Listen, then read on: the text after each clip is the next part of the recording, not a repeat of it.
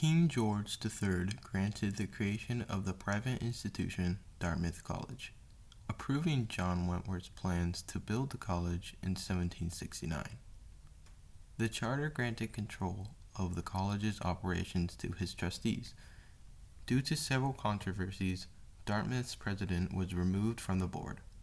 These events led to the removal of the entire board of trustees and the later events that ensued because of this. Start. Hi, my name is Daniel Webster, an alumnus of Dartmouth College, as well as a representative for this case. We are suing William Woodward of New Hampshire for taking the college's charter, records, and seal in an attempt to install a new board of trustees with their own people and turn the institution into a public one. My name is William Woodward, former secretary and treasurer of Dartmouth University and now faculty member of New Hampshire University. We believe it is the state's duty to take control over this university because the actions described in the contract with King George III diminishes the power of the state. You got me.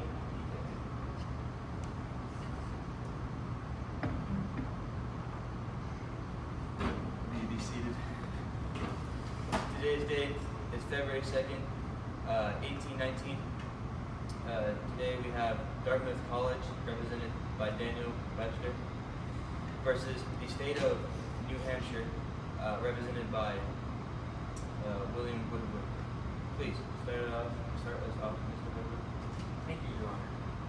The trustees of Dartmouth College have the power to create a corporation based on education. However, it is the state's duty to manage corporations. The king, through the charter contract, is restricting the state's power. We simply ask for an exemption from this contract, which was created before the Constitution was ratified and thus has become invalid. The state of New Hampshire has its full right to do as it wants with Dartmouth College. Objection. The Constitution states in Article 1, Section 10, contract clause prohibits the interference of state and federal government. Objection! Overruled. Please sit, Mr. Woodward. Now, let Mr. Webster speak. Thank you. In private contracts, they cannot impair our contract made before the ratification of the Constitution with King George III under this clause. If I may, Your Honor, if a state's rights are being done and its power is nullified, it has the full right to deny the change said contract to maintain peace. I have heard enough. Now, we will take a short recess, and I shall discuss the decision with the jury. The jury and I have come to a conclusion. It is decided that New Hampshire has indeed broken a private contract and thus is unconstitutional, and Dartmouth College will become a private institution again and will be left alone. The Supreme Court decided 5-1 that the contract clause applied to both private and public corporations. They had decided that the college's charter was between two private entities, and that the state cannot interfere. The individual property rights are not to be controlled by the government.